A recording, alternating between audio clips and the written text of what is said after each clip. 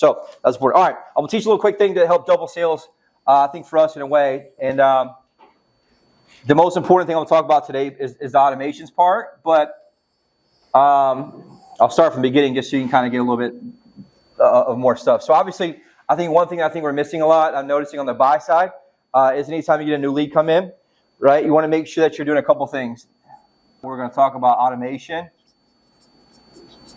obsession. Hey, this is Blake Sloan. I've been selling real estate over 14 years. Our team of highly trained professionals, along with our unmatched marketing, has sold thousands of homes here in the Myrtle Beach area, and this is how we do it. One thing I think is important that you guys need to ask and do, and I think this is probably costing us between 5 and 10 deals a month, just watching and listening to some issues and people buying somewhere else and other things happen, is make sure that when you're getting a new lead, you're asking for more intel, more data. Specifically, I want you to ask a question that's important. What's a good question you can ask somebody after you get their information? Either call in, you get them on the initial contact, initial reach out. What do you think is a big hole that we're finding in our bucket? Oh, that's kind of later at the end. What are the 4 questions?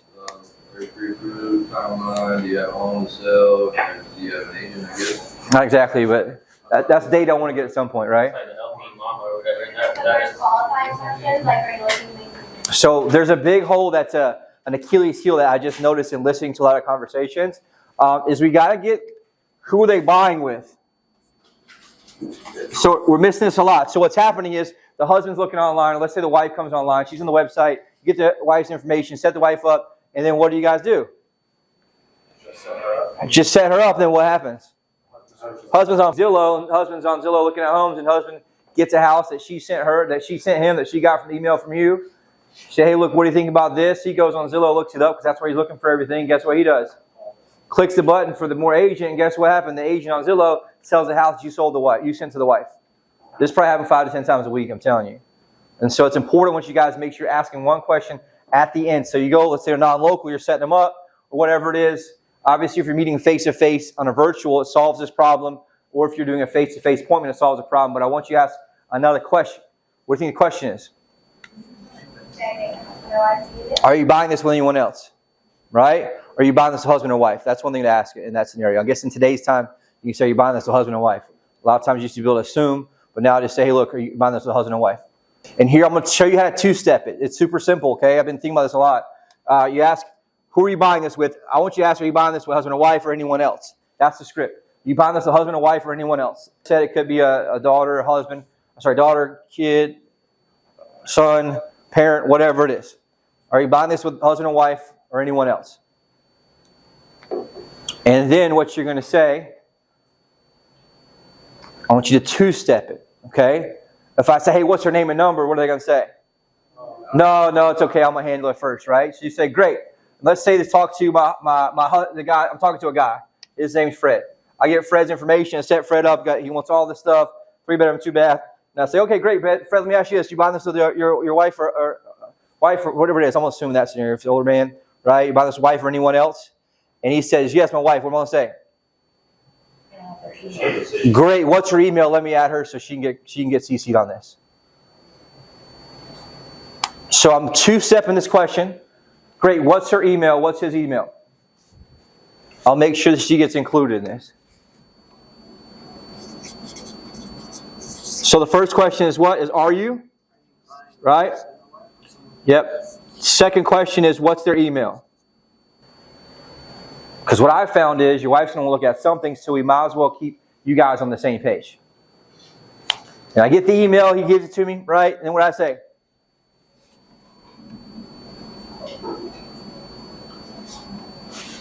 So two-step. That was step 1. What's step 2? Password, your phone number, Yep. What's her name? What's her name, right? And then, what's her number? So that's going to be your password. So she can log in and save properties too.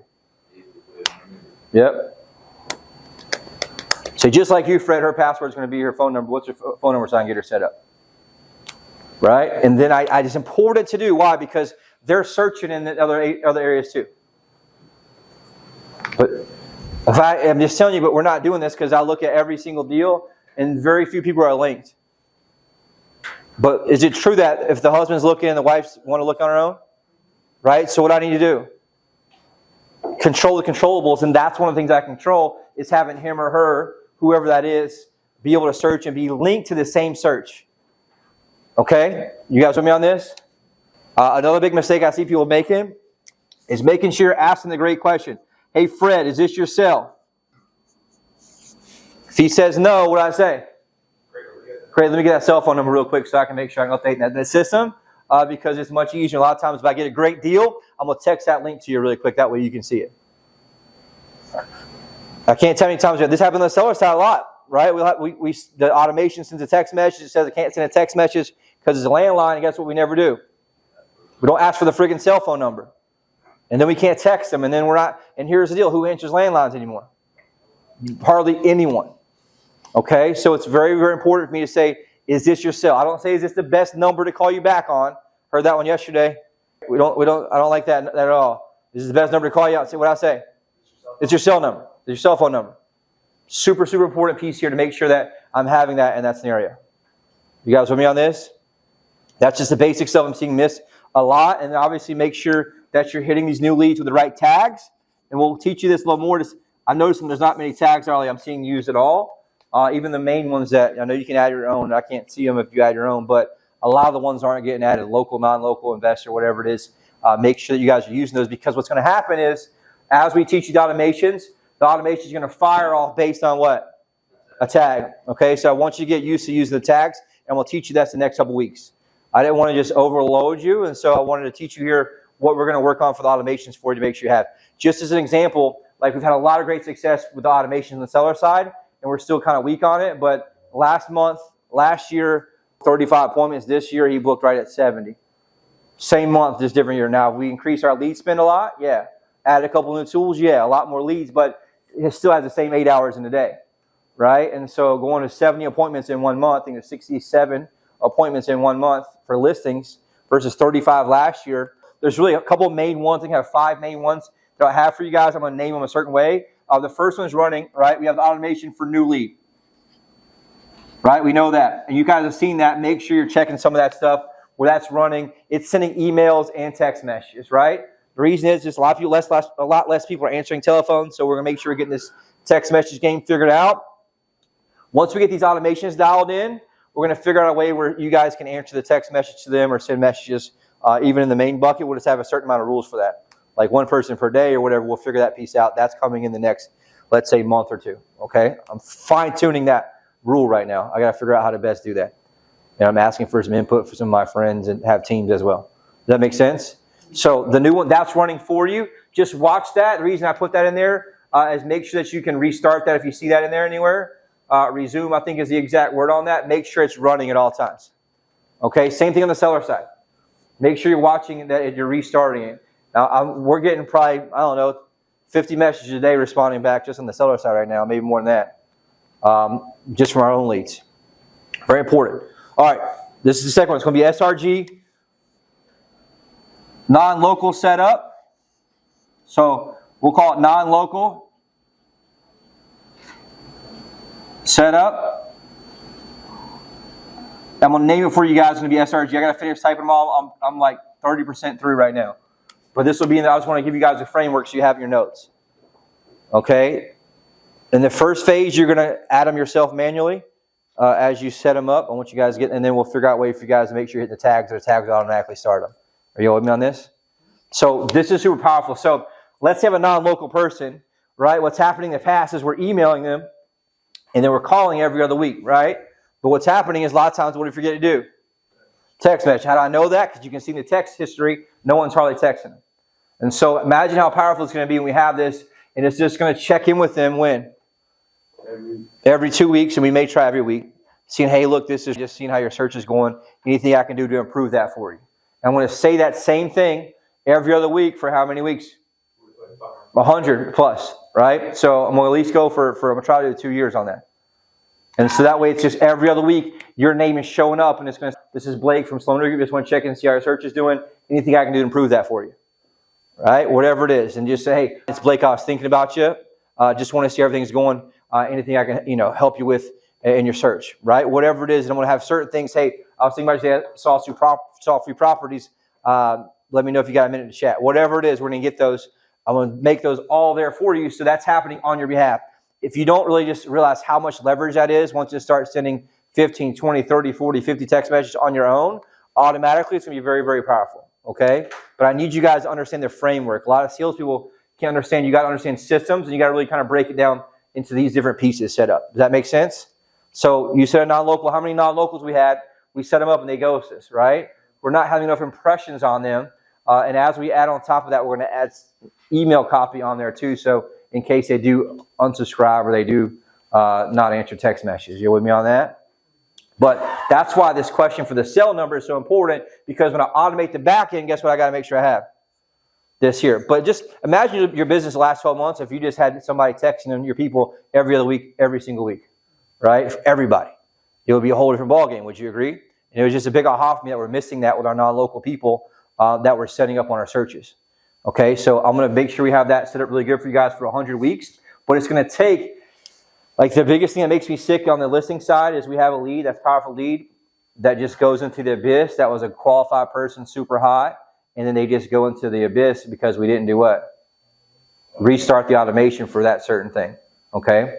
But it's been super powerful with what we do on that. The next we're going to have, which is a really good one, right, is I'm going to call it SRG client. So the key word there is what? Client. So you're going to do that when? As soon as you sign them. And so it's going to be a client to agent type relationship here, and it's going to try to get them looking at properties, seeing stuff. I just got to figure out how to make sure I fine tune the verbiage, local versus non-local. I'll make sure I can make it universal. So hey, look, just want to see how that search is going. Just want to see if you got any help from a lender, whatever it is. I got to figure out the cash versus non. I'll figure out how to make sure I can make it truly universal in that scenario. And then what we can do after a while is we'll basically create a variation SRG cash client. You guys with me on that? And that way it's more specific. But for now, I want to give you guys the basics of what we're doing so you have this on the same thing. Okay, some of the leads are coming in, we're getting too early, like on our home evaluation, like, well, we're not selling, we're just curious. And so we're putting them on a long-term nurture where it's a little bit less aggressive. But it's the same concept here is we want to be obsessed with making sure this is being done here. You guys with me on this?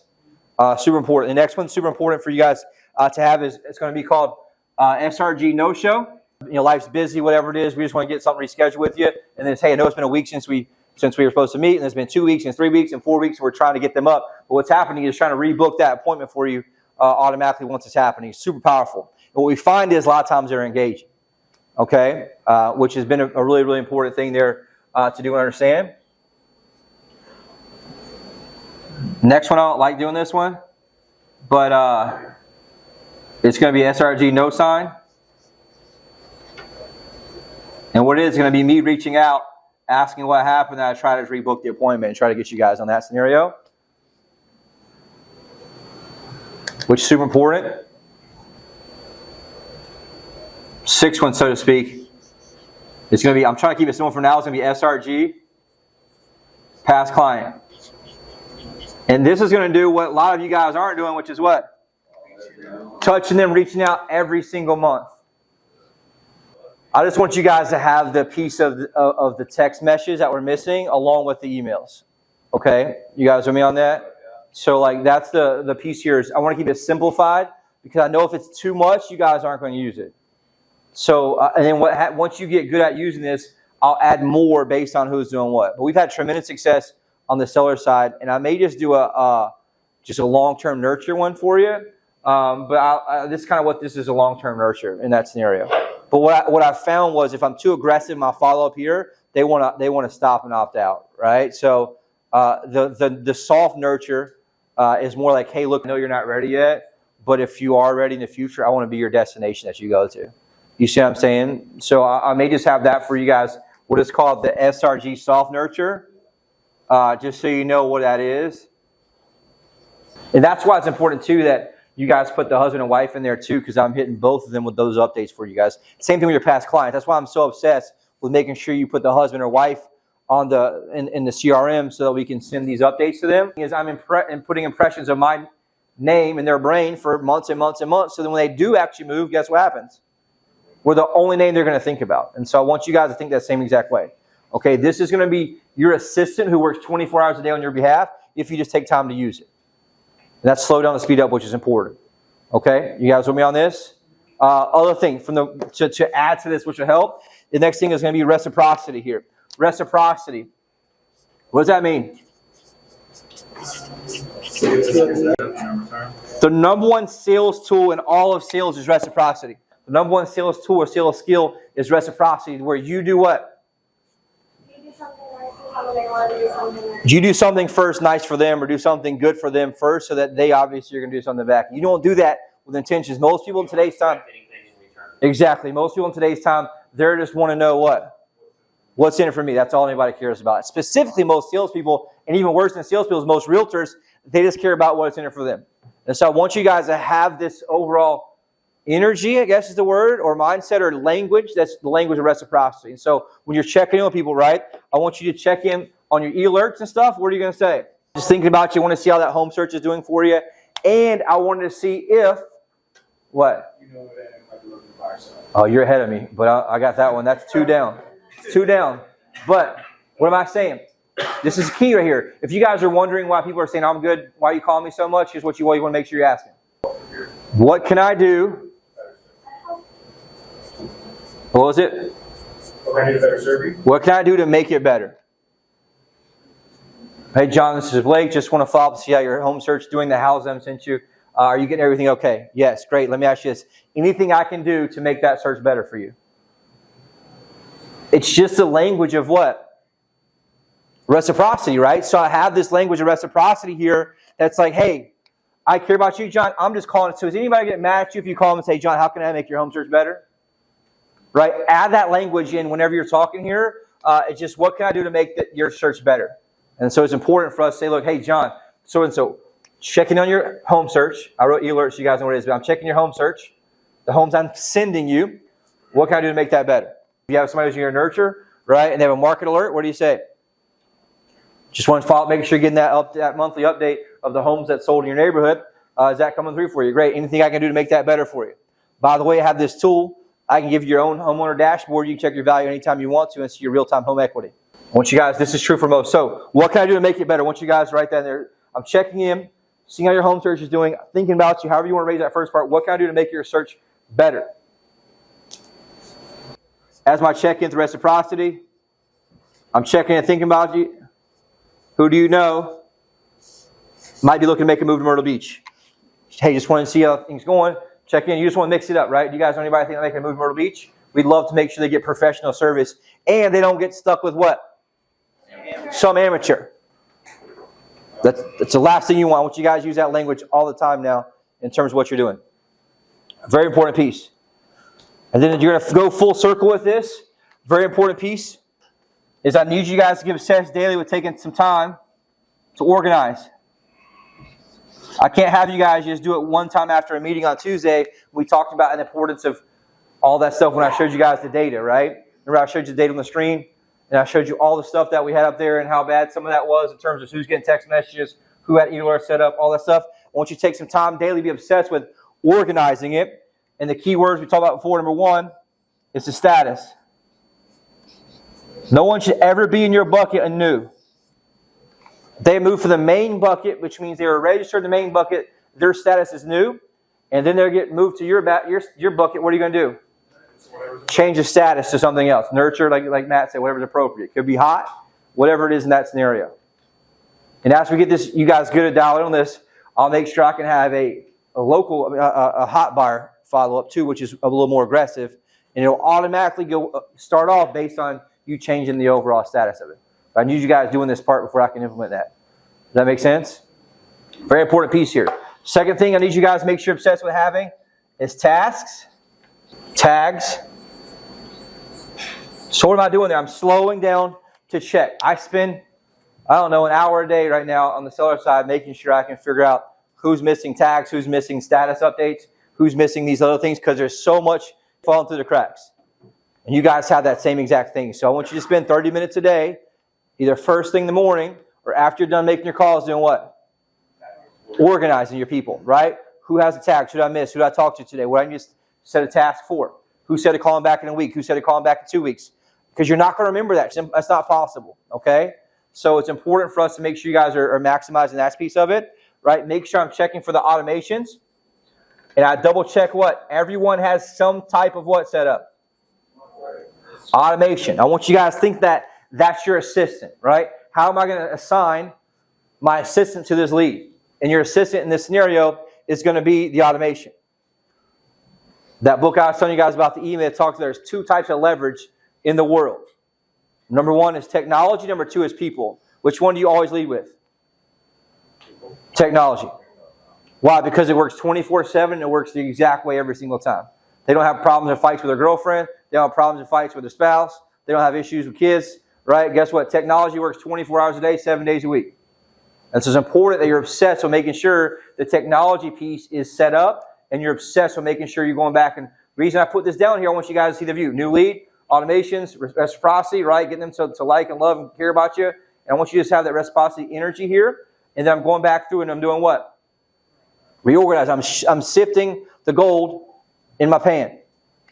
And as I sift it, what happens? The gold comes to the top, the sand goes through, and that's how you're able to make sure you have the quality people here in terms of that. And the fifth piece I want you guys to understand here, and take it as you organize, I want you to remember this, it's just an important lesson, is they are lying to you. Period. They are lying to you. What do you think that means? So when they tell you they're not buying, what are they doing? They're buying. They're online to buy something.